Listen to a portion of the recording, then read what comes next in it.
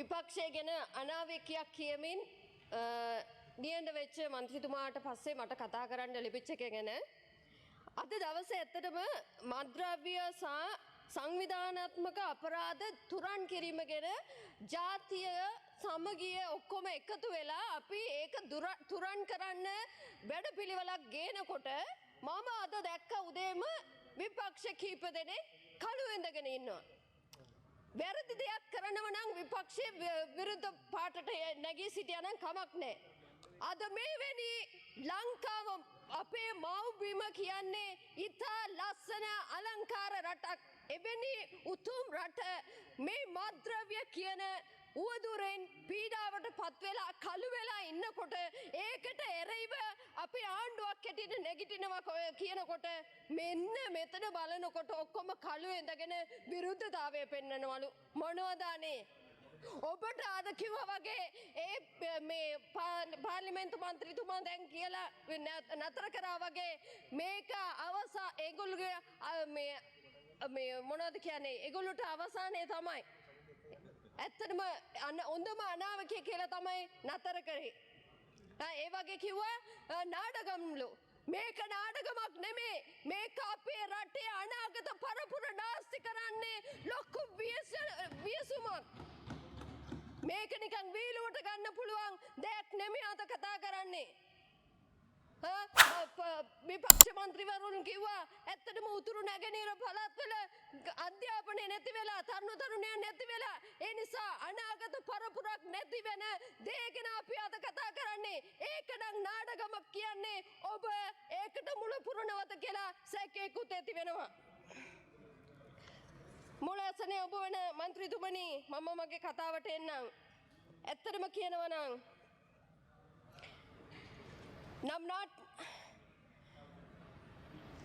අපේ රටේ ඇත්තටම මේක කියන්න ඕන දේ මේක අපේ රට තුල இது எமது நாட்டில் புயல் போல குறிப்பாக இளம் சமூகத்தை குறிவைத்துக் கொண்டு எமது சமூகத்தை பாதாளத்துக்கு உட்படுத்துகிற வதைக்கின்ற அச்சுறுத்துகின்ற ஒரு செயலாகத்தான் இந்த கொடிய போதைப் பொருள் பாவனையை நான் பார்க்கின்றேன். ஒரு தேசத்தின் முன்னேற்றம் அதன் மக்களின் ஆரோக்கியத்திலும் மன அமைதியிலும் தான் தங்கி இருக்கிறது. ஆனால் இலங்கையிலே பெருகி வரும் இந்த கொடிய போதைப் பொருள் பாவனையானது தனி மனித சமூகத்தையும் தனி மனிதனையும் குடும்பத்தையும் சமூகம் என எல்லா பகுதியினரையும் பாதிக்கின்ற ஒரு அச்சுறுத்துகின்ற ஒன்றாகவே இந்த போதைப் பொருள் காணப்படுகிறது. இது பெரும்பாலும் மிக பெரிய விலை கொடுப்பவர்களாக மாறி இருப்பவர்கள் பெண்களும் இளைஞர்களுமே. இதன் விளைவாக இந்த கொடிய போதைப் பொருள் பாவனை நிமித்தம் உடல் சக்தியை தற்காலிகமாக அதிகரிப்பது போல தோன்றினாலும் அது உடலின் நரம்பு மண்டலத்தை தீவிரமாக சேதப்படுத்துகின்றது.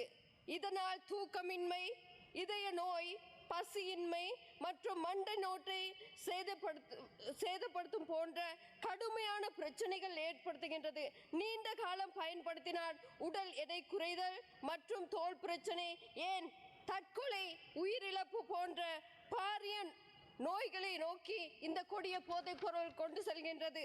அதேபோல் இந்த கொடிய போதைப் பொருள் பிரச்சனை என்பது குறிப்பாக ஒரு சமூகத்தை சார்ந்ததாக அல்லாமல் இது எமது முழு நாட்டின் இருக்கின்ற அனைத்து சமூகத்திலும் இன்று நாங்கள் குறிப்பாக ஒருவருக்கு மட்டும் சார்ந்தது என்று கூறி ஒரு சமூகத்தை சார்ந்த ஒரு இனத்தை சார்ந்த அல்லது ஒரு குறிப்பிட்ட வயதினரை சார்ந்த ஒரு விடயம் என்று சொல்லி இது என்னை சார்ந்ததல்ல என்று நாங்கள் புறக்கணித்து நிற்க முடியாது. காரணம் இது எமது நாட்டின் இருக்கின்ற எல்லா தரப்பினரையும் இன மத மொழி பேதம் இல்லாமல் இளைஞர்கள் யுவதிகள் அதே போல முதியோர்களாக இருக்கட்டும் சிறுவர்களாக இருக்கட்டும் பெண்களாக இருக்கட்டும் ஆண்களாக இருக்கட்டும் மத குருமார்களாக இருக்கட்டும் எல்லா தரப்பினரையும் சார்ந்து ஊடுருவி சென்று பாதிப்பை ஏற்படுத்துகின்ற ஒன்றாகவே இந்த கொடிய போதைப் பொருள் மாறி இருக்கிறது.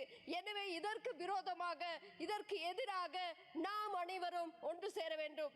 என் அன்பார்ந்த நான் ஒரு பெண்ணாக என்னுடைய சமூகத்தில் இருக்கிற பெண்களுக்கு என்னுடைய பெண்களாக இருக்கிற தாய்மார்களுக்கு நான் விடுகின்ற விடுவின் தான் இந்த போதைப் பொருளானது எவ்வளவு கொடியது என்று சொன்னால் எம்மையே அறியாமல் எமது வீட்டிற்குள்ளும் நுழைந்திருக்கலாம். அவ்வாறான ஒரு பாரிய பாதிப்பு ஏற்படுத்துகின்ற ஒன்றில் தான் நாங்கள் அகப்பட்டு கொண்டிருக்கிறோம். இன்று எங்களுடைய பிள்ளைகளாக இருக்கட்டும், எங்களுடைய கணவர்களாக இருக்கட்டும், அல்லது நாங்கள் எங்களுடைய சகோதரர்களாக இருக்கட்டும், அனைவருமே அவர்கள் தங்களை அறியாமலே இதற்கு பாதிப்புக்குள்ளாகி இருக்கார்கள். விசேடமாக இளைஞர்கள் மாத்திரமல்ல, இளம் யுவதிகள், பெண்களும் இதிலிருந்து மீட்க வேண்டிய பொறுப்பு எம் ஒவ்வொருவருக்கும் இருக்கிறது. எனவே இவ்வளவு நாட்களை போல போலீசாருக்கும் முப்படையினருக்கும் குறிப்பிட்ட ஒரு தரப்பினருக்கு மாத்திரமே இது கொடுக்கப்பட்டிருந்தது. அப்படி இல்லாமல் இந்த தேசிய வேலை திட்டத்திலே மத குருமார்களாக இருக்கட்டும், பெண்களாக இருக்கட்டும், தாய்மார்களாக, பாடசாலை அதிபர் ஆசிரியர்களாக அனைவரும் இந்த வேலை திட்டத்திலே நாங்கள் இணைய வேண்டிய பொறுப்பு இருக்கிறது. நாங்கள் அண்மையிலே நாங்கள் தீபாவளி தினத்தை கொண்டாடினோம். அதன் கருப்பொருள் என்னவென்று சொன்னால் இருளை நீக்கி ஒளியை கொண்டு வருவது. அந்த நரகாசுரனை அழித்து நாங்கள் அந்த ஒளியான வாழ்க்கையை கொண்டு வந்தது போல எங்களுடைய நாட்டை ஆட்சி செய்து கொண்டிருக்கிற இந்த போதைப் பொருள் என்ற அரக்கனையும் அழித்து எமக்கு சீரான ஒரு ஒளிமயமான ஒரு காலத்தை கொண்டு வர வேண்டிய தேவைப்பாடு இருக்கிறது. எனவே විශේෂයෙන්ම මම මේ කතාව අවසන් කරන්න කලින් අපේ ජනතාවට කියන්න ඕනේ එකක් තමයි මේක අපිට අදාළ නෑ කියලා එක්කෙනෙකුටවත් අතාරින්න බෑ. හේතුව අපි නොදැනවත්වම අපේ දොර කොට තියෙනවා. සමහර වෙලාවට අපේ පවුල්වල ඇතුළට අපේ පවුල්වල ඉන්න අපේ සහෝදරවරු, අපේ දරුවන්, අපේ ස්වාමි පුරුෂයන් අපේ පවුල්වලට ඇතුල් වෙලා තියෙනවා. මේ ගොදුරෙන් අපි එළියට ගන්න නම් එක්ක කණ්ඩායමකට බාර දීලා හරියන්නේ නැහැ. අපි එක්කටම අපි ඔක්කොම එක මිටට එකතු වෙලා අපේ ಜಾති ભેද කිසි දෙයක් බලන්නේ නැතුව අපේ මේ ගොදුරට පත් වෙලා තිබෙනා වූ මේ අඳුරේ සිටිනා වූ මේ අපේ මව්බිම බේර ගන්න නම් අපි ඔක්කොම එක මිටට එකතු වෙලා මේ ජයග්‍රහණය පතන්න නම් මේකට මව්වරුනි, සහෝදරවරුනි, ඒ වගේම කාලය අවසානයේ ගරු මන්ත්‍රීතුමිය අවසන් කරන්න. දෙනාම එක්ව මේ වැඩ පිළිවෙලට එකතු වෙනවෙමු.